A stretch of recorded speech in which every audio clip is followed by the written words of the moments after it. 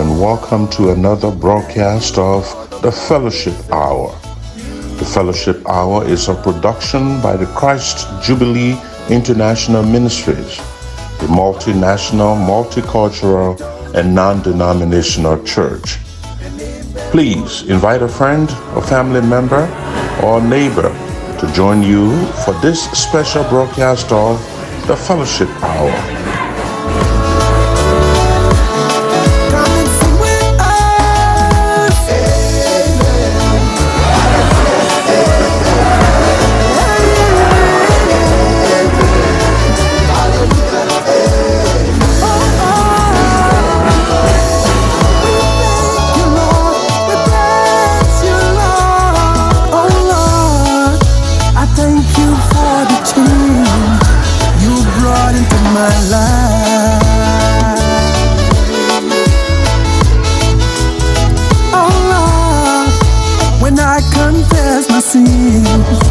You came into my life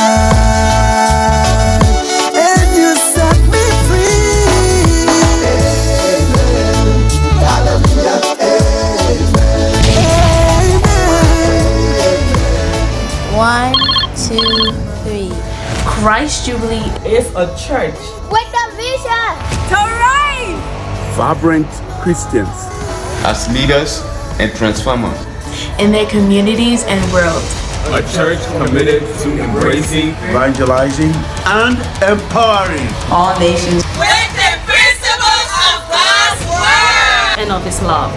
Christ Jubilee embracing, Christ Jubilee evangelizing, Christ Jubilee empowering, Christ Jubilee.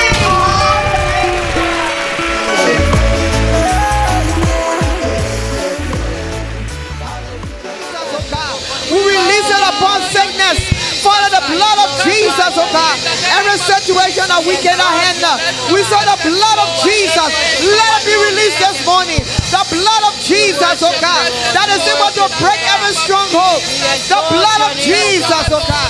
Hey, the cross. Hey, the cross. He my glory ever. Till my righteous soul shall find rest.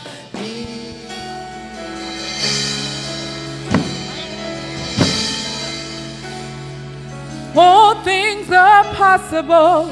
All things are possible with you. All things are possible. All things are possible with you. All things are possible. All things are possible. All things are possible with you. We believe all things are possible. All things are possible. All things are possible in you. All things are possible. All things are possible. All things are possible in you. Lord, we stand on you. Lord, we stand on you. We believe. We believe you will come through. Say you are the answer. You are the answer. All things are new. Only in you are hope. Our life. You are the answer. You're the answer. You are the answer. All things are new. Only in you are hope. Our love. In Jesus' name. Hallelujah. What was impossible, now it's made possible with you. We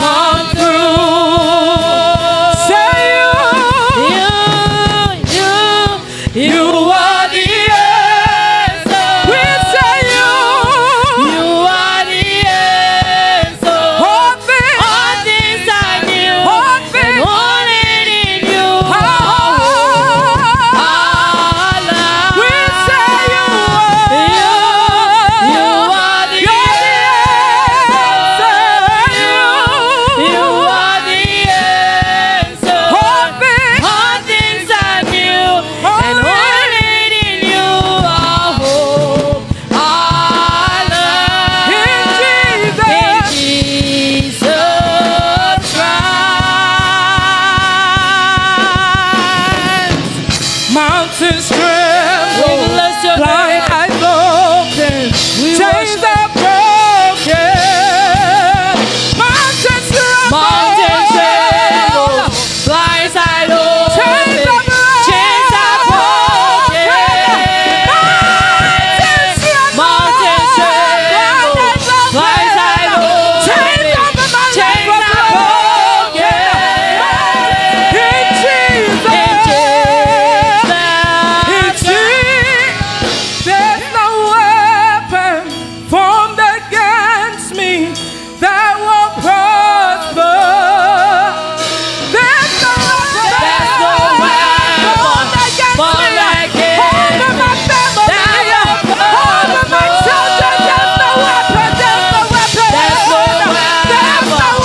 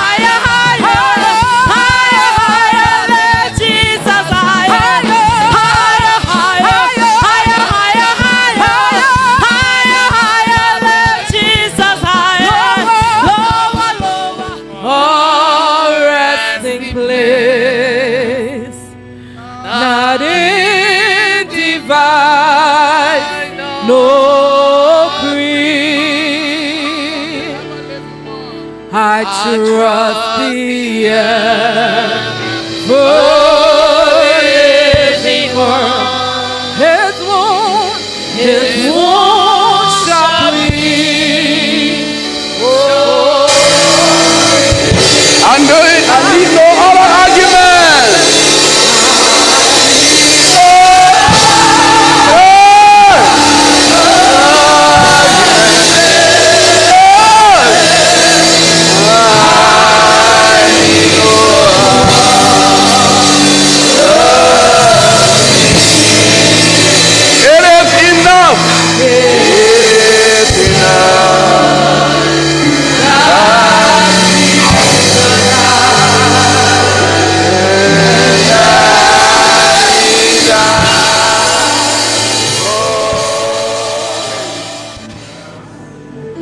Let's lift up the bread together.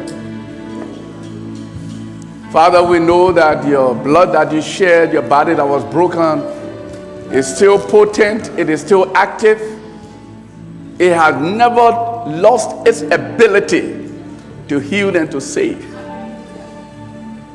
This morning we subscribe to the deliverance that comes only through the blood of Jesus. And the Bible said that night, before he was betrayed, he took bread, and when he had broken it, gave it to his disciples, and he said, take and eat all of it. Let's eat together.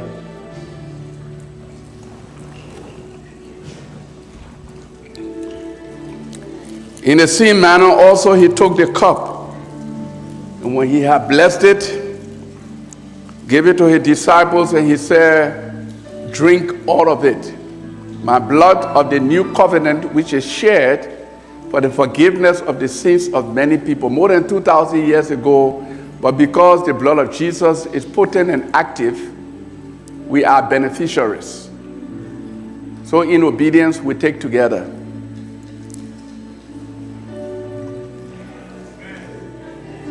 Your word declares that by your stripes, by your blood, we are healed. Yes. Therefore, Lord, there is no disease that has a name that is stronger than the name of Jesus. Amen. There is no power, there is no sickness. Cancer is not stronger than the blood of Jesus. Yes. Every disease that has a name this morning, Lord, we raise up the name of Jesus. Amen. We ask the name of Jesus to take authority, to take power over disease, over that depression, in the name of Jesus. Amen.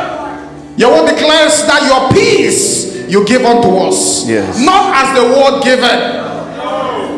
Lord, I pray that this same blood that we've consumed this morning will bring peace to the minds of people.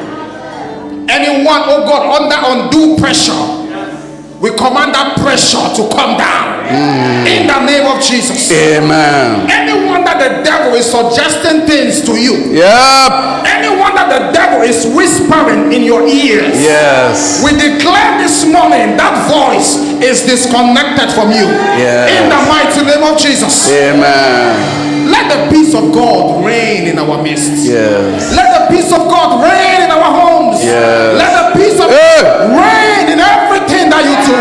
Yes. Above all, oh Lord, every sin that has held us captive, every sin that has refused to leave us, by the power of your blood, hallelujah, let that sin, let the power of that sin be broken now. Yes. In Jesus' mighty name. Amen.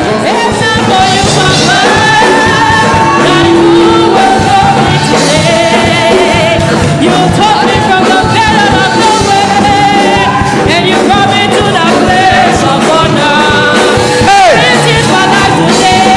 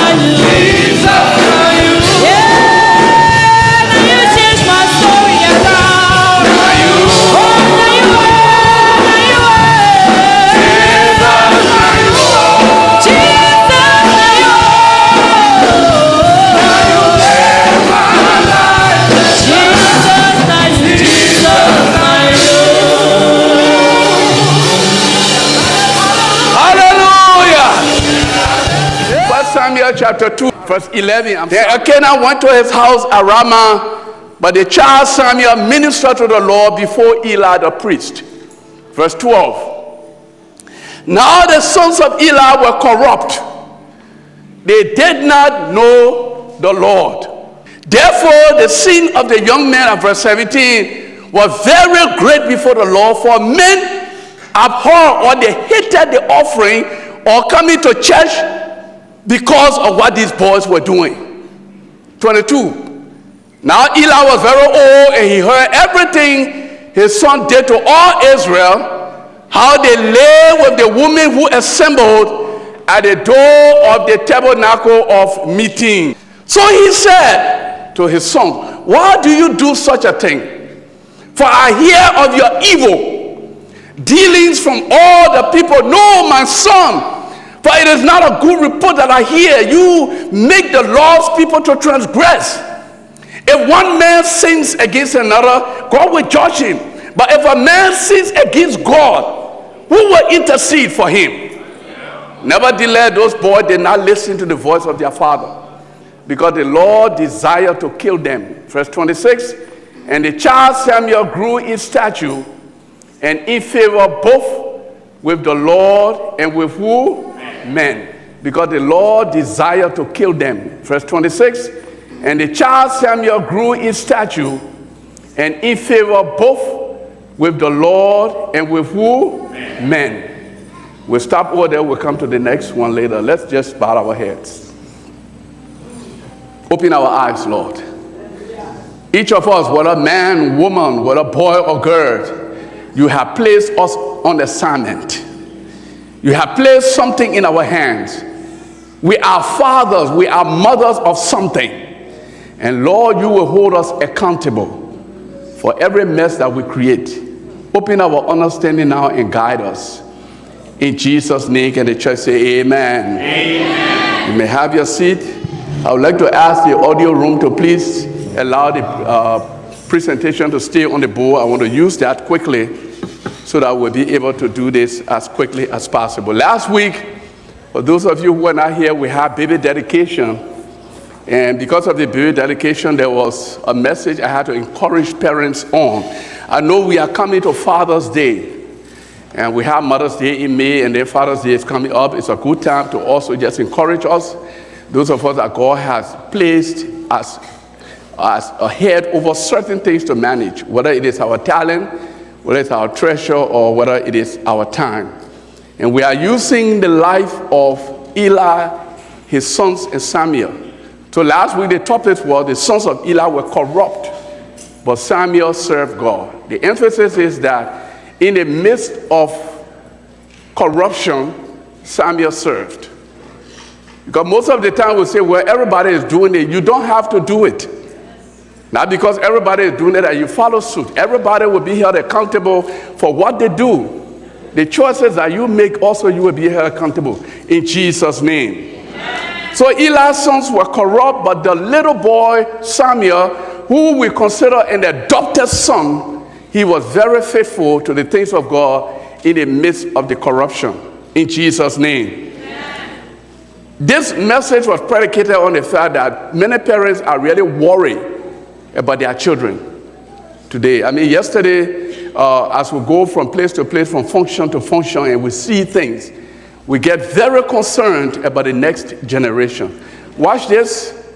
This generation did its best to serve God. But somewhere there were compromises. Somewhere the children took control. The children are telling us they don't want to come to church. We say, it's fine, you can stay home.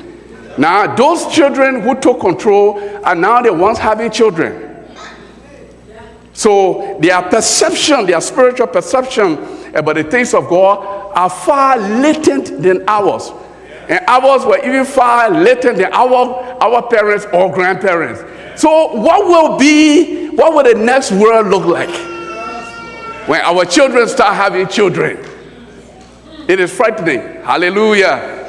But God is never at a loss. Can the church say amen? Amen. So today we heard about teen shooting. We heard about all of these problems of mass murder. In the U.S., teens are now taking over this record-breaking thing about killing other teens at their schools.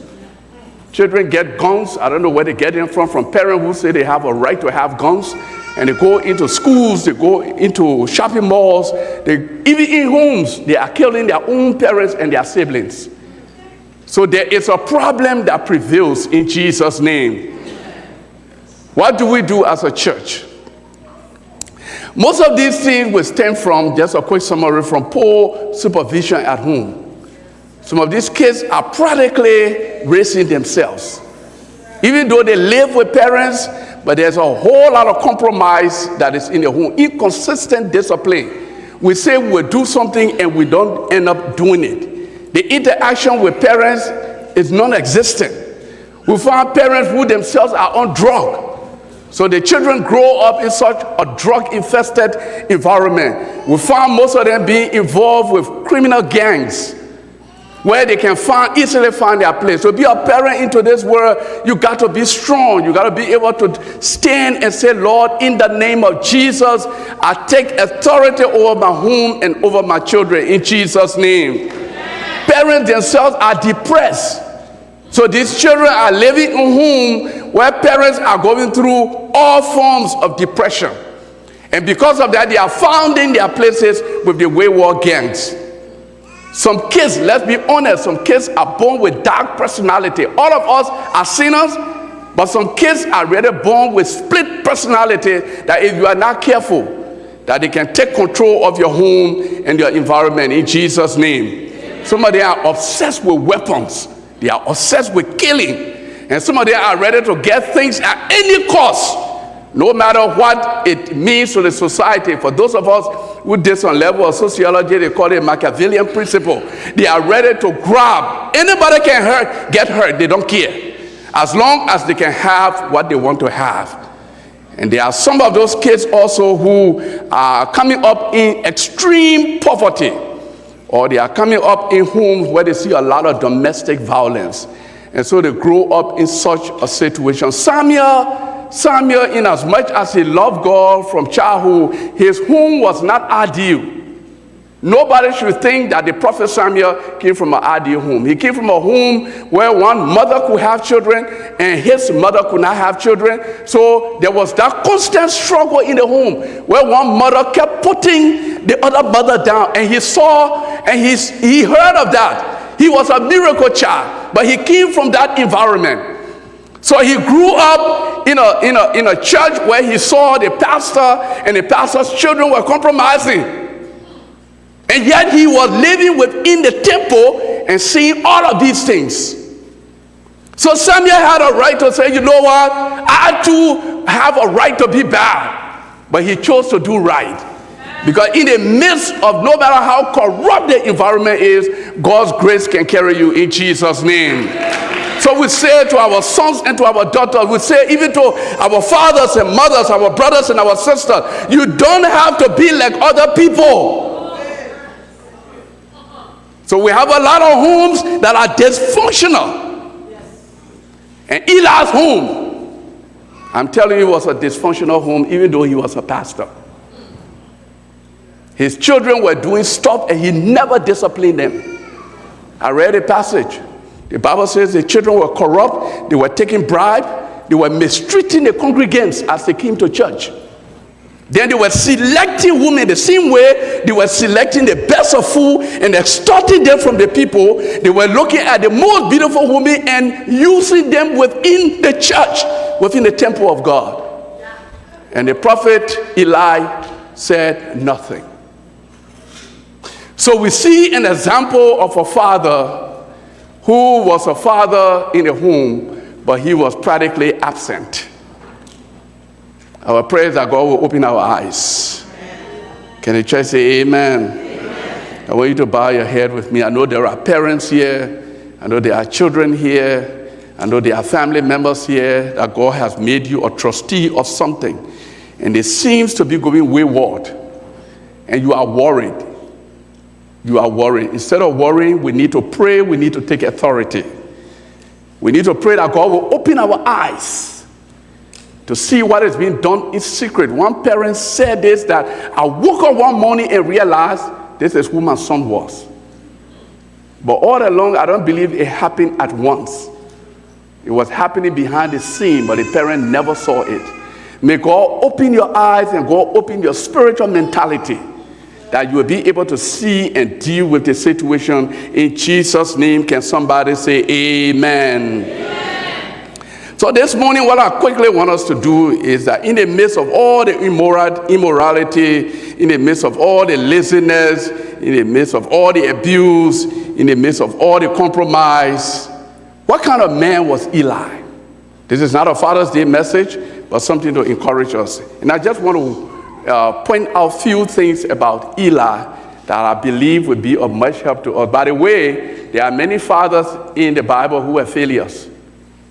And God does not hide it. God opened it for us to see so that we'll learn not to do what they did. Lot was a failure. Can you imagine a man that people are coming to rape somebody and you send your own daughters and say you go and let them rape you? What about Isaac? Isaac favoritism in the home. Isaac loved Esau, but Rebekah loved Jacob. That happens in every home. The parents are taking side. The father loved it. This is mama's boy, and this is daddy's girl. And we are setting up children against one another. What about Jacob? You know Jacob's story. Jacob's wife, Rachel, died. So Rachel had 2 children. Who were they? Benjamin and Joseph. So Jacob loved those children more than he loved the other 10 children that came from Leah, because they came from the woman he loved. And because of that, what happened? Those brothers ended up betraying and selling their own brother. What about Samuel? Samuel grew up in an environment where he saw Eli compromising. And what happened? Later on, when you read, you come to 1 Samuel chapter 8, his children turned out the same. That's why the people of Israel said, we don't want you to be our prophet, our judge anymore. We would rather have kings, because of the attitude of the children of Samuel. Abraham, he's the father of the faithful, but he was a mess. But let's focus on Eli. Hallelujah. There's a lot we can learn from Eli today. First, if you have your Bible and you can still write in your Bible, these are good points for you to outline. Like many modern parents, Eli was quick to be critical of other people, but not of his own children. There are many modern parents who are looking in somebody else's yard. Hallelujah. But they are blind to their own fault. When you come across Eli for the first time in the book of 1 Samuel, what is he doing? When Hannah is praying in the temple because she cannot have children and her entice is mocking her, and this woman is in grievousness of spirit, she's crying, she's weeping, telling her husband, you give me children or I will die. She goes into the temple for consolation and hope. And while she's there crying and weeping, the pastor comes. And he looks at her, what does he say? Woman, you are drunk. But while he's saying this, his 2 sons, he's in the temple pointing finger at other people's problem. He's critical. In fact, when you look at a word that is used, the judgmental word that is used, it almost refers to an ego watching something. So he's watching the lives of other people. He's scrutinizing the lives of other people. He's scrutinizing Hannah, but he got a mess at home. He got a mess in the temple, and he will do nothing. And we got people like that. They know everybody's problem. I know. That's the father he was. Hallelujah. And that's the mother that some people are. Yeah, I saw John's daughter. But your own daughter smoking crack. Hallelujah. In the house. You can smell it. Amen. Can somebody say amen? Amen. We need to move away from being the best critics of other people to be our own best critics. The Bible says that judgment must begin from us. And Jesus gave this parable where he said, you cannot attempt to move the plank from somebody else's eye when you got a whole tree. You got a whole tree in your own eye. Hallelujah. Turn to your neighbor and say, neighbor. Say, we've got to stop it. Let's start from ourselves. There was a mess in his home, and he's pointing at somebody else's problem on Facebook. Hallelujah. We'll go quickly with this. We'll go quickly. Because I think most of the time when we read this passage, there are certain things we don't look at closely. So let's see if we can look at this closely. Eli is a good man. He wants to do the right thing, but he's weak. How is he weak? We'll look at some, because modern fathers are like that. Number two, when he hears that his sons are extorting the sacrifice from people instead of allowing God to have the best as is written in the Levitical laws, when he hears about it, when he hears that his sons are mistreating the people, when he hears that his sons are doing all kinds of immoral acts, what does he do? He's asking them why they're doing it. You can never discipline a child by asking why. Can you explain why you're doing this? It's almost like he's trying to ask the children to justify themselves. When something is wrong, it is wrong. It's your duty to stop it. You must do what? Stop it. God did not make you a father or mother to be a reasonable a friend to friend discussion with your child. The Bible says you are a warrior. God put them in your hand as what? Arrows. So rather than restraining them, he asked him, my son, why are you doing this with the woman in the temple? I don't understand it. There are times parents need not be asking. We need to put our foot down. Can the church say amen? Why if the child explains, why the child tells you why he's doing what he's doing? Because that's why his passions won. That is why his desires won. Because, Father, I can't stop it. Somebody say, I can't stop it. When I see it, I gotta have it. Is that a good reason? Yes. But that's not the right action. In Jesus' name. What does the Bible say? What does the Bible say? The Bible says in Proverbs 22:15, foolishness is what? Is bound up in the heart of the child. Does the Bible say sitting down and discussing it will drive it far away? What does it say? The rod of what?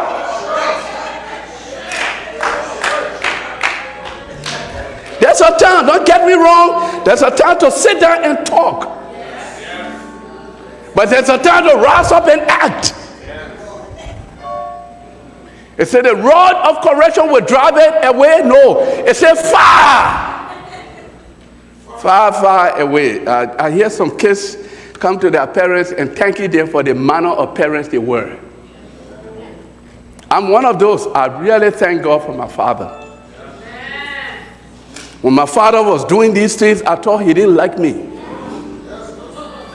Other children would go out anytime, come back anytime, do whatever they do. Back in those days, children were drinking in school. They were smoking. By the time we go for recess and come back, the kids are drunk in the class. They're throwing up. I would go home and see my father drinking. And he would take the alcohol.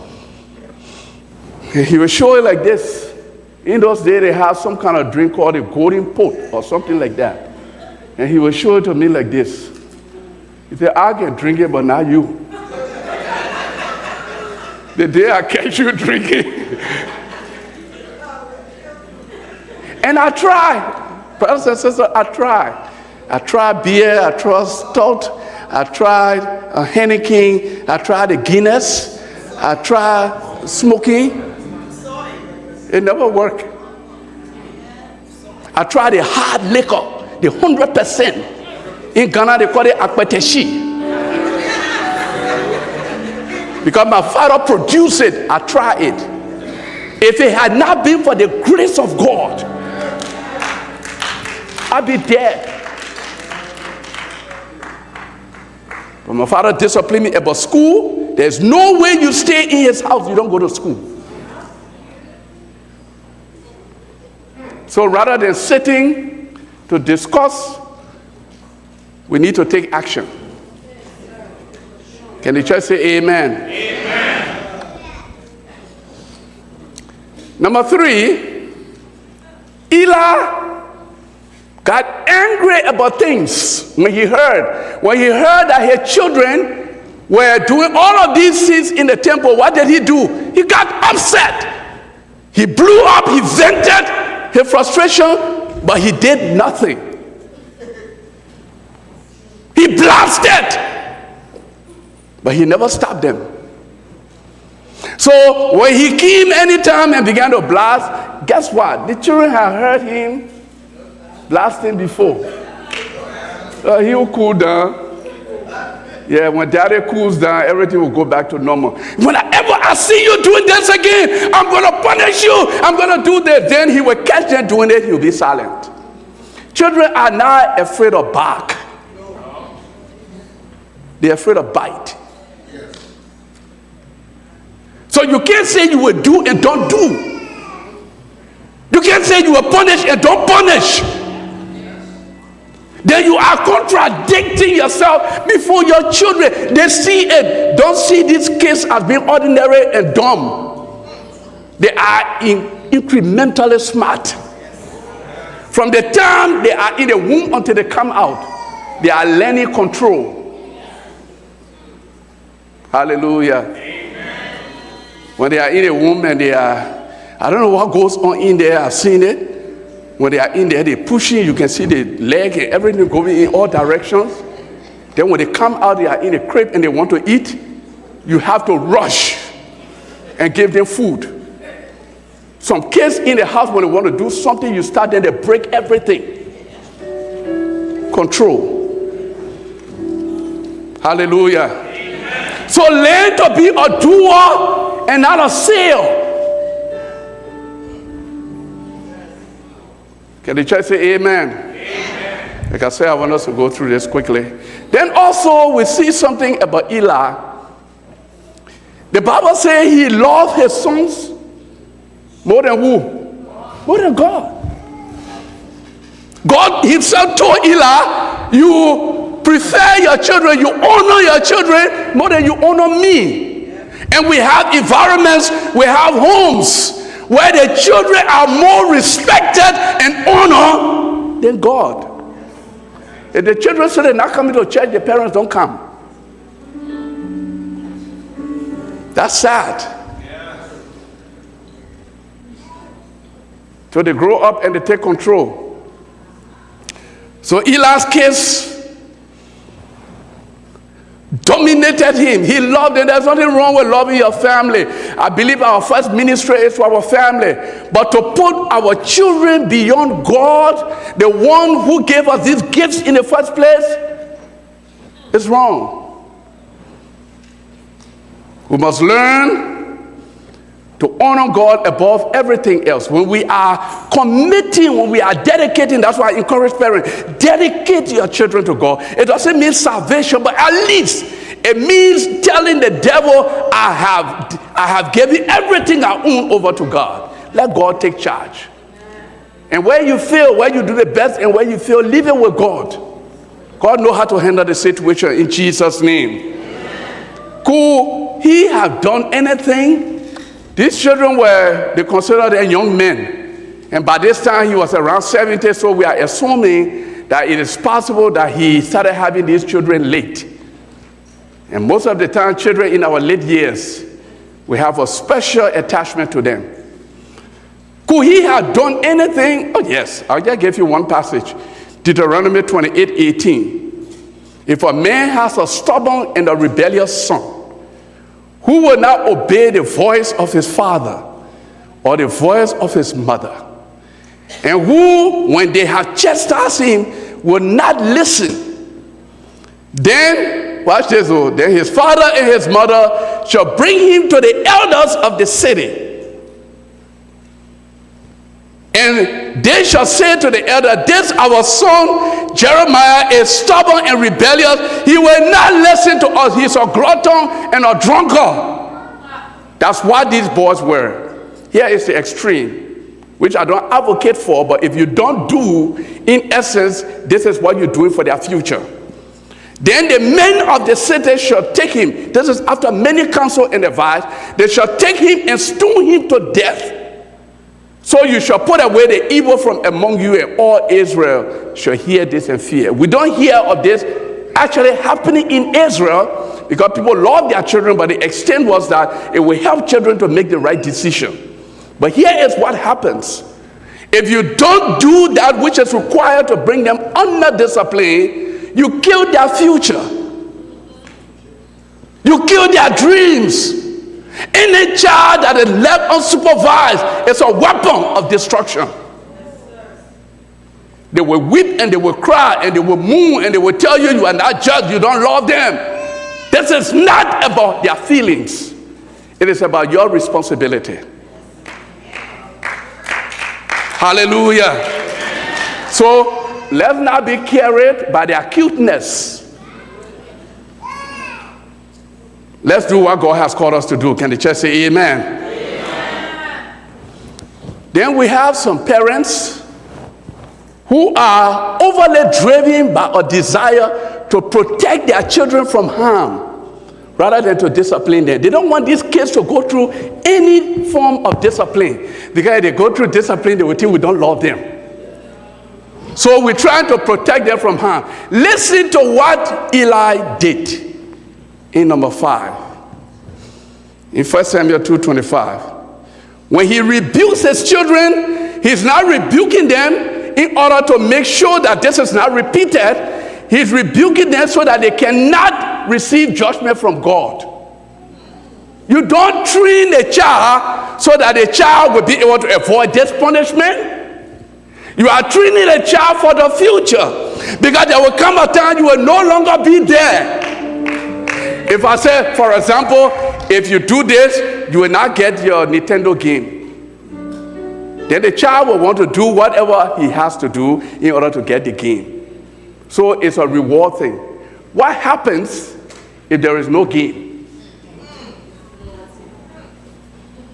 You are doing it for their future, not for a gain. Can the church say amen? Amen. So Eli is more worried about, oh, God will harm you. He's not saying, as your father, stop it. No, God will do this to you if you don't do this. What will you do as a parent? He's not worried about it. What will society become as a parent? Eli is not worried. Then here's another thing about him. This is where these kids got their compromise from. If you go to 1 Samuel 2:19, you cannot tell the child to do something and you do the same thing. Don't do this, and the child can look and see you doing it in secret. Eli's son saw him. I don't know if you remember, at the end of his life, the Bible said he was very fat. You remember that? He was fat, and God judged him and said, you have taken the fat that is intended for my sacrifice and you say on yourself. So he was a heavy set man. He was enjoying life because he was extorting the best of the food from people. Now, if the priest is doing it, what about his sons? So you don't have a justifiable right to quarrel with your children when you're doing the same thing. When he got the message that his 2 sons had died, what did the Bible say? That he went into a cardiac arrest, he fell backward and broke his neck, for he was very fat. When the Bible mentions something, pay attention to it. I'm not saying that if you fail, you should be worried. That's not what I'm saying, okay? I'm just saying in essence that he was telling his children to do one thing, and that's the same thing he was also doing. He was as corrupt. They were stealing the sacrifice and taking the best for themselves.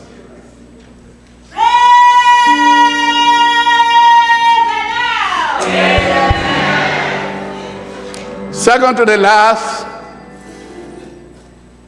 because of his lifestyle, is very tragic and very pathetic. Because of his lifestyle, in as much as little Samuel had good intention, he picked up some of his compromise. By the end of his life, he is a failure also. Samuel is a good man. He's a man who is committed to the things of God. But by the end of his life, his sons are just like the sons of Eli. Because Samuel picked up some traits. In Jesus' name. Amen. And finally, he failed to be God-centered in his parenting. God told him, because of what you've done, I will take away your family. None of your family will ever be priests in Israel anymore. I will find a new set of priests. And God selected the tribe of Zadok, the family of Zadok, and they will serve before David. And from then on, they will serve before many priests. But Eli's family was terminated from serving as priests in Israel because of what they did. All the children died. Remember? The two sons died in battle. And then when he got the news, he had a heart attack and he died. Then one of the sons who was finishing house, his wife was pregnant. The wife was about to give birth. When she heard the news, she went into instant labor. And the Bible says she gave birth. But right after she gave birth, she died. Only a son was left. What was his name? Ichabod. The glory of God had departed. You don't take your stand now, you will not have a future. It begins now. Can the church say amen? Amen. Please stand with me.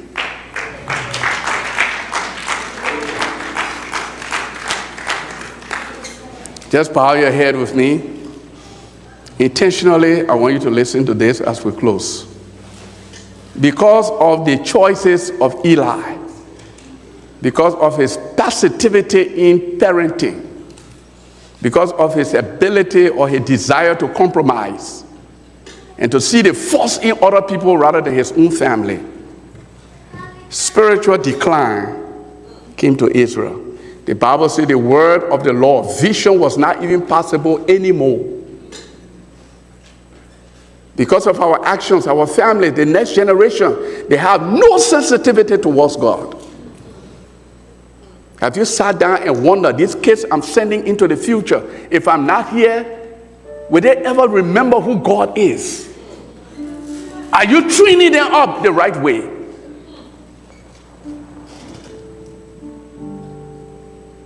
The Israelites went into battle, and because of the compromise of Eli and his sons, the ark of God was captured.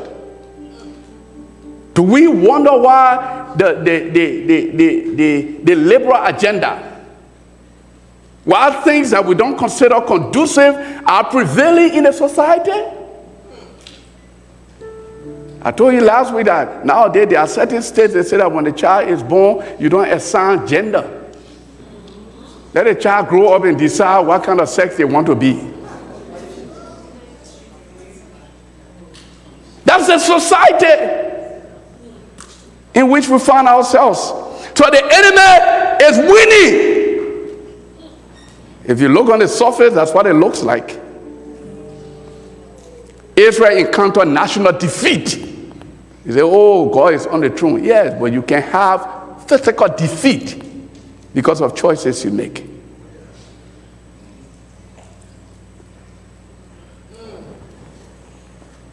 Will your generation ever be able to call the name of Jesus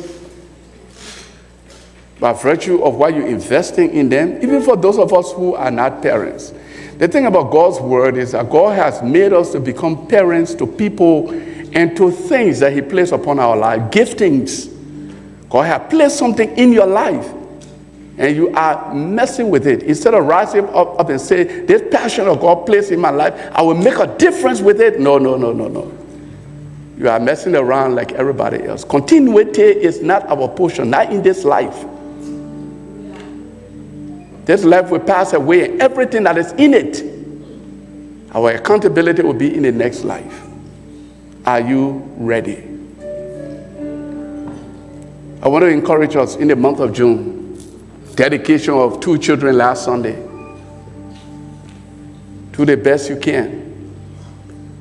Do the best you can. Eli could not be accountable for the actions of his children. Accountable, but God will hold him accountable for his passivity in not making any decision to discipline them. God will hold us responsible. Whatever God has placed in our hands, he holds us responsible to manage. Are you managing God's giftings, God's talents, God's time, God's treasures? Are you managing them well? If not, then you have an opportunity to make a difference this morning. May I tell you this, parenting is very hard. It's very hard. Because you are not dealing with a car. You are dealing with a living, breathing being that have personalities of their own.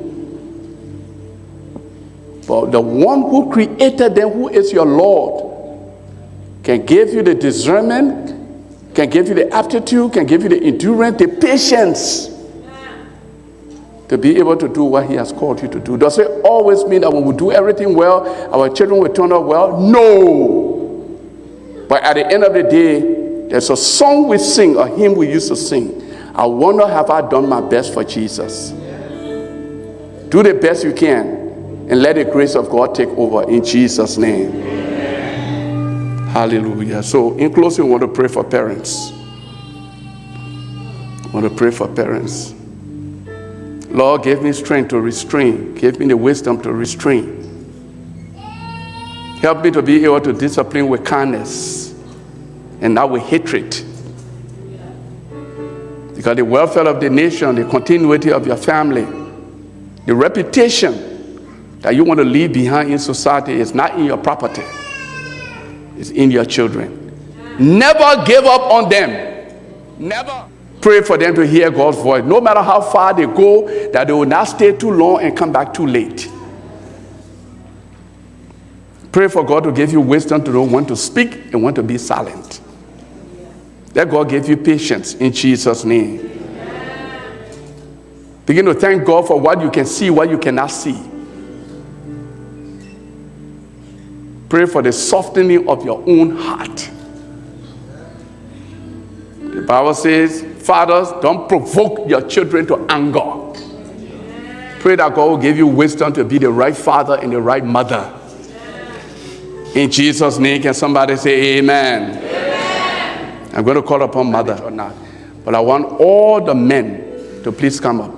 I'm going to ask mother to please come up. Hallelujah. All the men. Hallelujah. We worship you. If you have your little boy, you have your little son, it's not bad to bring him with you. Hold him and bring him. Thank you, Jesus. You say you're looking for a man after your heart. Father, here are your servants, here are your sons, here are your people, oh God.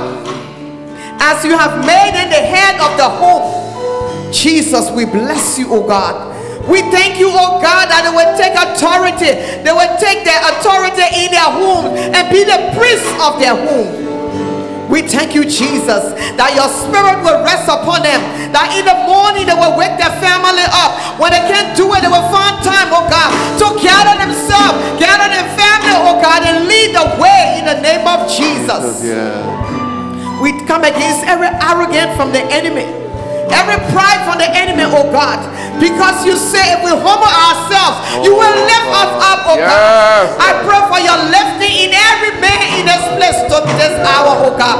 May you lift them up from the place they are, oh Jesus, to the place of authority, to the place of honor in the name of Jesus. Amen.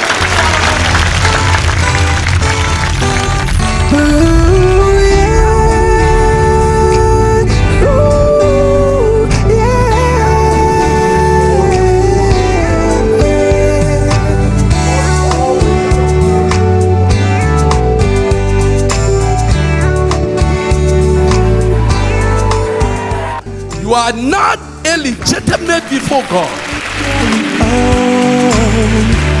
But I'm old enough to know my needs. You see, I tried a lot of things, but then it never sounds so true. Thank you for watching, and may God abundantly bless you. We encourage you to watch the Fellowship Hour every week at the same time on this station.